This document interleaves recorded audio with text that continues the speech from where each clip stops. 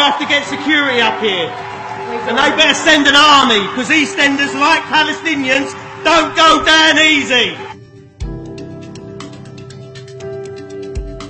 Right now, 2 babies are being born in Jerusalem. One to Palestinian parents, the other to Israeli parents. Those babies don't know that they are Palestinian and Israeli. They had no part creating the problems of the world they have been born into, and they have no knowledge of the tragedies that have gone before. They will both bring love into their parents' hearts.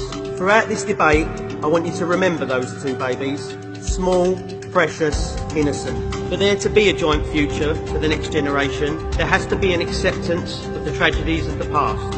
In 1948, the Palestinian people suffered the tragedy of the Nakba, when the majority of Palestinian people were forcibly displaced from their homes. And there has to be a recognition of that for those 2 babies to have a future together.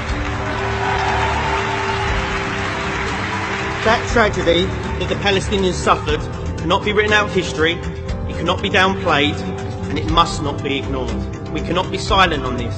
I want us to send a message to Mr. Trump that cutting the funding to the UNRWA, the humanitarian agency set up by the UN to assist these people in exile, born homeless, born stateless, in refugee camps, will not crush their spirit.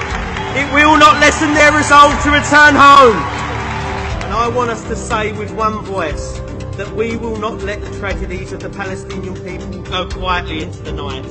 We will rage against the dying of the light.